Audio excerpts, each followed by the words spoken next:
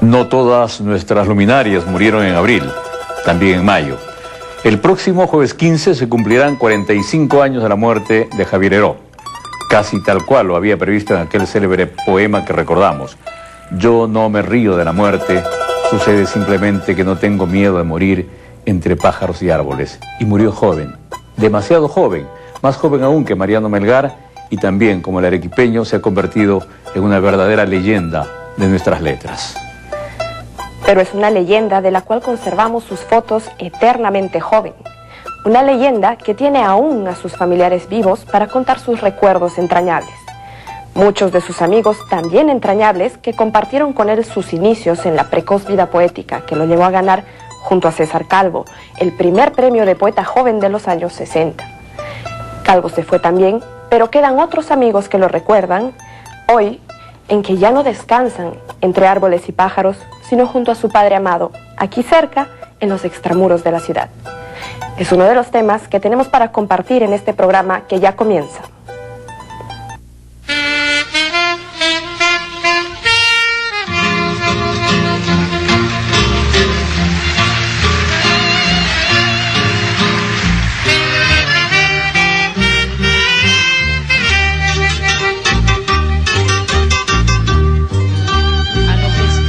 Sangre nuestra historia, Javier Heró, que los mártires de nuestro pueblo.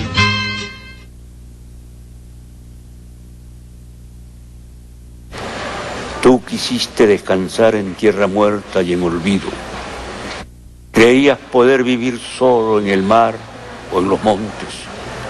Luego supiste que la vida es soledad entre los hombres y soledad entre los valles.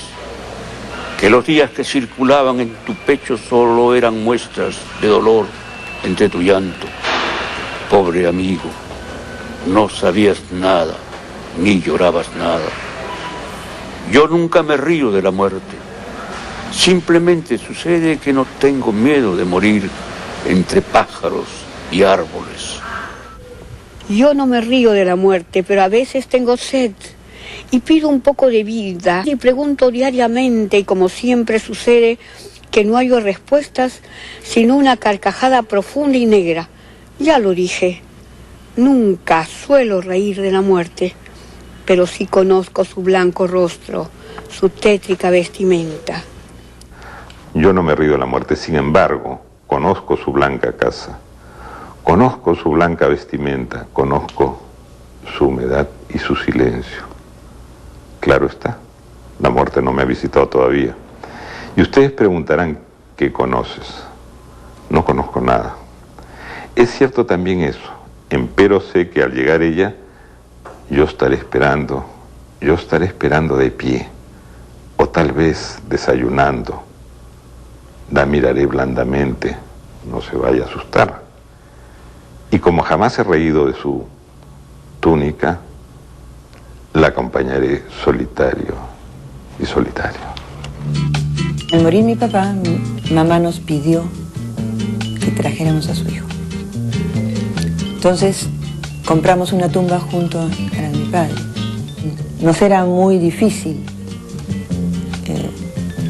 ir a Puerto Maldonado y hacer esto, y nos costaba sacarlo de un lado donde había estado 45 años y había sido cuidado por un sector de la población. Ese día el fusil era una rosa. 45 años han transcurrido desde su funesta partida. Peligrosa. Había habido una represión en enero del 63, en donde habían como 3.000 presos en el CEPA, gente de izquierda o gente que ya ni se acordaba seguramente que era izquierda, pero fue una represión planificada en esa época. Ese día era el sol. Ellos eran unos jóvenes extraños en Madre de Dios. Se decía que Hugo Blanco escaparía por Puerto Maldonado. Había tensión y ellos estaban en tierra equivocada.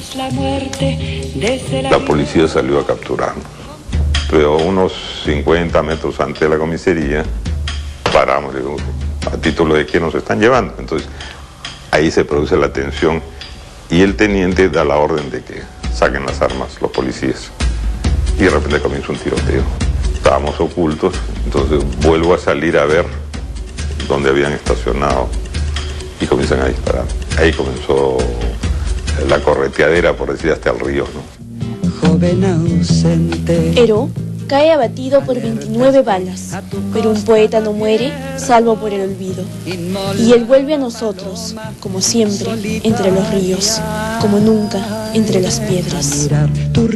Él empieza a escribir como a los 15 años. Sale del colegio Markham a los 15 años. Entonces ingresa al proceso de la universidad y descubre el mundo universitario cuando cumple recién los 16 años. Ingresa a la Católica con el primer puesto, estudia letras y comienza a hacerse los círculos poéticos. En más de una ocasión comentamos libros, poemas sobre autores peruanos que justamente eran nuestros profesores en la Universidad Católica o en la Universidad de San Marcos. Cuando había así grandes reuniones políticas y poéticas, por supuesto que eran casi lo mismo, veníamos al salón de grados. En la parte central, por supuesto, en el podio se sentaban los jóvenes poetas con sus pancartas. Todo era, pues, todo aplausos, ¿no? Revolucionarios. Me contaba a César Calvo, su gran amigo, que cuando se conocieron acá en un café acá por el Parque Universitario, Javier Heró estaba sentado allá y ingresa César Calvo y Javier le dijo a César: tú eres César Calvo, ¿no? Sí. Y Javier le dijo: yo voy a ser mejor poeta que tú. Yo también, le dijo Calvo. Y es uno de los mejores poetas de su generación. Primero fue El Río, en 1960. Luego El Viaje, con el que ganó el primer premio Poeta Joven del Perú. Premio compartido con César Calvo, su entrañable amigo. El Perú tiene una deuda inmensa con Javier Sologuren, porque él, además de ser un gran poeta, además de ser un notable profesor de literatura, se tomó el trabajo de impulsar, de propiciar la poesía de otros poetas y también a los poetas jóvenes. Él va a crear esa colección Cuadernos del Montanar y hay justamente el primer cuaderno que aparece en esa colección, en donde luego publicarán Antonio Cisneros, Luis Hernández y otros poetas que hoy pues son, ¿no?, una realidad extraordinaria en la poesía hispanoamericana. ¿Quién inaugura esa colección? Javier Heró.